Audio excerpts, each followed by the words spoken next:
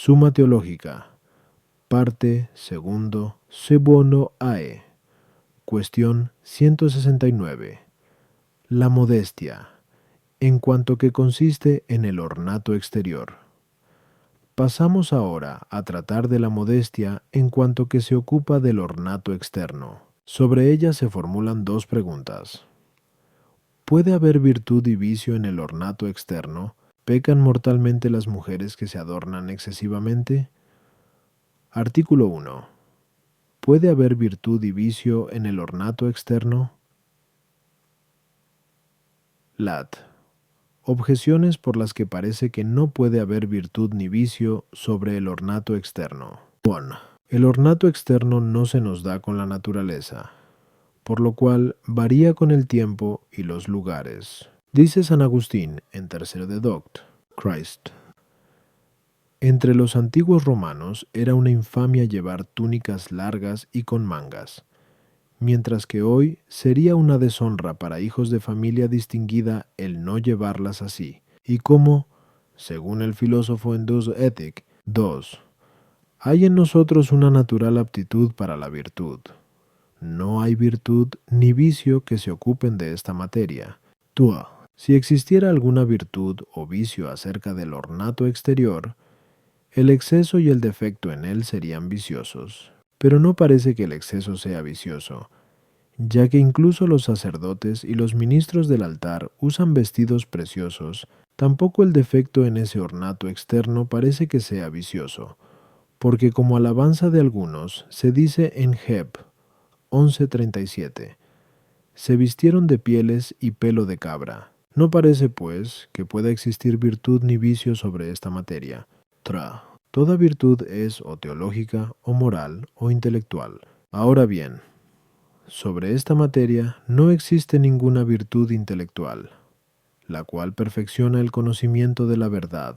Tampoco es posible una virtud teológica, cuyo objeto es Dios, ni tampoco una virtud moral de las que señala el filósofo. Luego parece que no puede haber virtud ni vicio que se ocupe del ornato externo.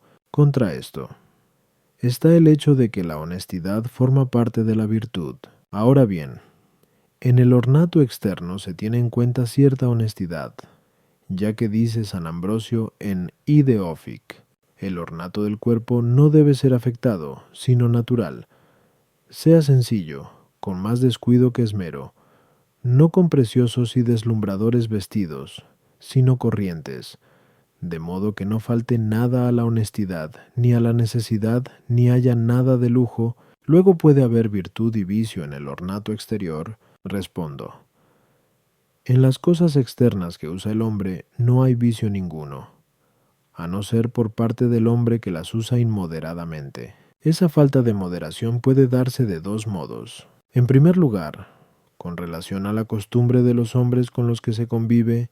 Por eso dice San Agustín en Tres Confes: los delitos contrarios a las costumbres particulares y usos locales deben evitarse en fuerza de esa misma costumbre. Un convenio establecido en una ciudad o en un pueblo, sea por el uso o por ley, no puede ser pisoteado por el capricho de un ciudadano o de un extranjero. Toda parte que se desarticula del cuerpo es deforme. Puede haber falta de moderación en el uso de estas cosas por el desordenado afecto del que las usa, bien porque lo hace de un modo excesivamente libidinoso, o por la costumbre de aquellos que conviven con él, o contra esa costumbre. San Agustín, en Tercero de Doct, Christ, dice al respecto: en el uso de las cosas no debe intervenir la pasión, que no sólo abusa descaradamente de la práctica de aquellos entre quienes se vive, sino que con frecuencia, rompiendo todo dique, muestra con cínico descaro su torpeza. Oculta antes bajo el velo de costumbres autorizadas. Esta pasión desordenada puede darse de tres formas en lo que se refiere al exceso.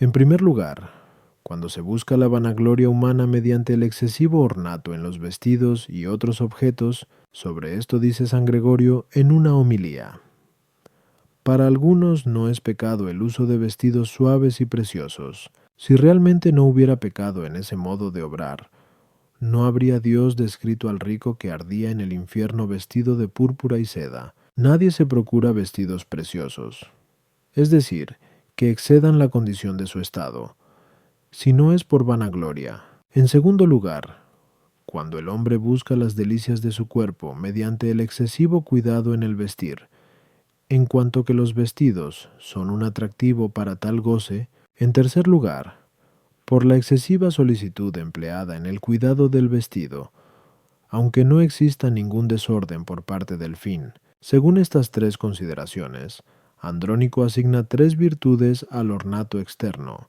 La primera es la humildad, que excluye la intención de vanagloria. Por eso dice que la humildad no se excede en gastos ni en preparativos. La segunda consiste en contentarse con poco, que excluye la intención de regalo, y dice, el contentarse con poco es el hábito por el que nos contentamos con lo conveniente, y que señala lo que necesitamos para vivir, según lo que dice el apóstol en Pinotim, teniendo alimento y con qué vivir, estemos satisfechos. La tercera es la sencillez, que excluye la excesiva solicitud, diciendo que la sencillez es el hábito por el que recibimos las cosas tal como vienen. El desorden por defecto puede ser, también, doble, según el afecto, primero, por negligencia del hombre, que no pone el cuidado y empeño necesario en usar el ornato externo conveniente. Al respecto, dice el filósofo en Seven Ethic, que es molicie el dejar que el vestido arrastre por tierra sin levantarlo. En segundo lugar, cuando se ordena a la vanagloria el mismo defecto en el ornato exterior, de ello dice San Agustín en De Serm, Dom, in monte, no solo en el esplendor y pompa corporal, sino en los vestidos más viles y degradantes, se puede buscar vanidad, y este segundo defecto es más peligroso por presentarse con capa de virtud. Y el filósofo dice, en Ive Ethic, que tanto la superabundancia como la deficiencia desordenada pertenecen al mismo género de jactancia. A las objeciones. 1. Aunque no es natural el mismo ornato externo, pertenece a la razón natural el moderarlo. Según esto, somos naturalmente inclinados a exigir esta virtud que modera el ornato externo. 2. Las personas constituidas en dignidad, como también los ministros del altar, usan vestidos más elegantes que los demás, no por vanagloria, sino para dar a conocer la excelencia de su ministerio o del culto divino. Por eso no es vicioso en ellos. Y San Agustín dice en 13 de Doct, Christ, cuando alguien utiliza las cosas externas de una forma que se sale de una buena costumbre, o lo hace por exigencia de su dignidad, o busca satisfacer su vanidad, es decir, la ostentación o la sensualidad, también se puede pecar por defecto, pero no peca todo aquel que usa vestidos peores que los demás. Si lo hace por jactancia o soberbia, para sobresalir de entre los demás, cae en el vicio de superstición. Si lo hace, en cambio, para mortificar su carne o humillar su espíritu, es obra de la templanza. Pero dice San Agustín en tercero de Doct, Christ, quien usa las cosas externas de forma más restringida que los hombres con los que vive, o lo hace por templanza o por superstición, de un modo especial, el usar vestidos de baja calidad es propio de aquellos que, con su palabra, exhortan a los demás a practicar la penitencia, como fueron los profetas, de los que habla el apóstol. Al respecto dice una glosa: el que predica la penitencia debe llevar un hábito de penitencia. Este ornato exterior es indicio de la condición humana. Así pues, el exceso, el defecto y el medio puede reducirse en tales cosas a la virtud de la verdad, a la cual el filósofo atribuye el arreglo de los hechos y dichos, por los que se significa algo del estado del hombre. Artículo 2. ¿Existe pecado mortal en el ornato de las mujeres? Lat. Objeciones por las que parece que el ornato de las mujeres siempre va acompañado de pecado mortal. 1. Es pecado mortal todo aquello que va contra un precepto de la ley divina, pero el ornato de las mujeres va contra un precepto de la ley divina, puesto que se dice en 1 P 3,3, cuyo ornato, es decir, el de las mujeres, no ha de ser el exterior de rizado de los cabellos, del ataviarse con joyas de oro, o el de la compostura de los vestidos. Y la glosa de San Cipriano dice: quienes se visten de púrpura y de seda no pueden revestirse de Cristo. Quienes se adornan con oro, margaritas y collares pierden la belleza de su espíritu y de su cuerpo. Pero esto solo sucede por el pecado mortal.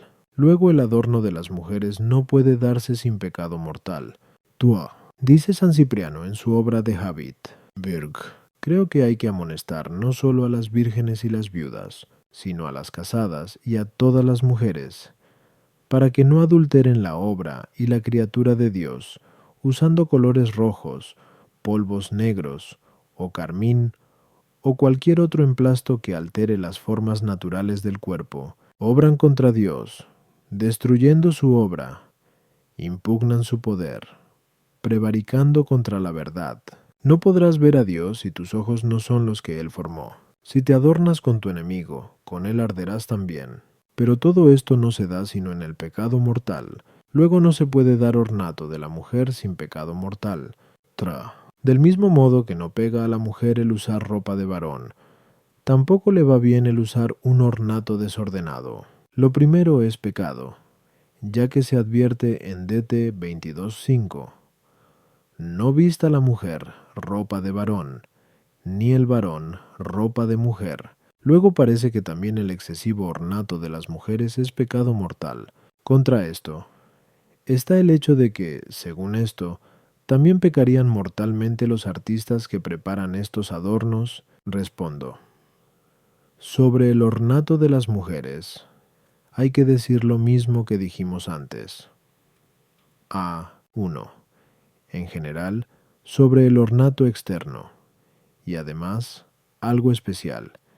Es decir, que el ornato de la mujer provoca en los hombres la lascivia, según lo que se dice en Prov 7:10. Y he aquí que le sale al encuentro una mujer con atavio de ramera para seducir a las almas. Sin embargo, la mujer puede preocuparse, lícitamente, de agradar a su marido, para evitar que, despreciándola, caiga en adulterio.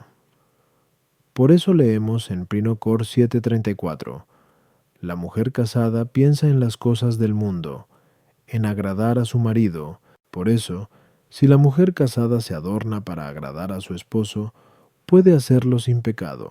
Y si se adorna con la intención de provocarlo a la concupiscencia, peca mortalmente. Pero si lo hace por ligereza, por vanidad o por jactancia, no siempre será mortal el pecado, sino a veces venial. Lo mismo puede decirse de los hombres. A propósito de esto dice San Agustín, en la epístola Ad Posidium: no quisiera que te precipitaras en emitir un juicio de condenación sobre el uso de adornos de oro y vestidos, a no ser contra aquellos que, no estando casados ni deseando hacerlo, tienen obligación de pensar en agradar a Dios. Los demás tienen pensamiento de mundo. Los maridos tratan de agradar a sus esposas, y las esposas a sus maridos, pero ni siquiera a las casadas se les permite descubrir sus cabellos, según la doctrina de San Pablo. En todo esto, algunas podrían quedar exentas de pecado si no lo hacen por vanidad, sino por una costumbre contraria, aunque tal costumbre no es recomendable. A las objeciones.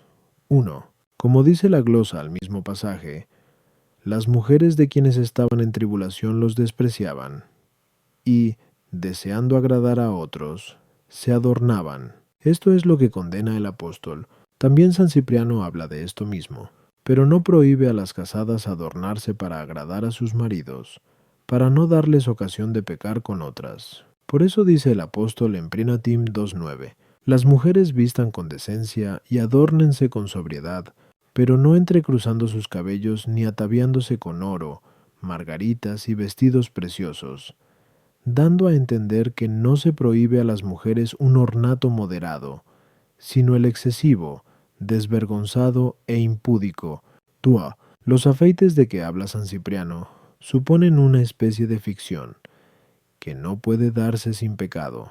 Por eso dice San Agustín en su epístola Ad Posidium: en cuanto a los afeites que utilizan las mujeres para dar mayor blancura o color a su rostro, es una falsificación y engaño. Sus maridos, creo yo, no desean ser engañados de ese modo, y son ellos el motivo por el que se puede permitir, no mandar, ese adorno. Tales afeites, sin embargo, no siempre son pecado mortal, sino sólo cuando se hace por lascivia o por desprecio hacia Dios, que son los casos de que habla San Cipriano. Conviene tener en cuenta, no obstante, que no es lo mismo fingir una belleza que no se posee que ocultar un defecto que procede de otra causa, como puede ser una enfermedad o algo semejante. Esto segundo es lícito porque, según dice el apóstol en 1 Cor 12:13, a los que parecen más viles los rodeamos de mayor honor, y a los que tenemos por indecentes los tratamos con mayor decencia. Como ya hicimos notar antes. 2. El ornato externo debe corresponder a la condición de la persona según la costumbre común. Por eso es, de suyo, vicioso el que la mujer use ropa de varón, y viceversa, principalmente porque esto puede ser causa de lascivia. De un modo especial está prohibido por la ley, porque los gentiles usaban este cambio para la superstición idolátrica. Sin embargo, puede hacerse alguna vez sin pecado debido a la necesidad, para ocultarse a los enemigos, por falta de ropa o por una circunstancia parecida.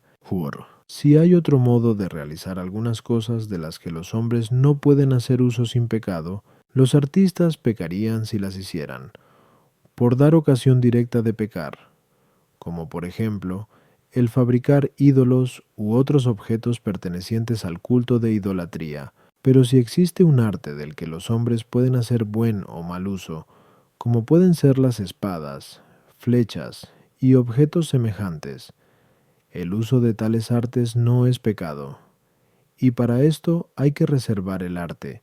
Por eso dice San Juan Crisóstomo al comentar a Mt: debemos llamar artes solo a aquellas que son necesarias o útiles para la vida, pero si sucediera que la mayor parte de las veces se hace mal uso de ellas, debe el príncipe extirparlas, según Platón. Por consiguiente, dado que las mujeres pueden adornarse lícitamente para conservar la elegancia de su estado, e incluso añadir algo para agradar a sus maridos, sigúese que los artífices que hacen tales ornatos no pecan al hacer uso de sus artes, a no ser que inventen modas superficiales y tontas. Por ello dice San Juan Crisóstomo, Super Mt, que en el arte de hacer zapatos y tejidos hay mucho que corregir, ya que se orienta a la lujuria, se corrompe su fin, y se mezcla un arte útil con un arte depravado.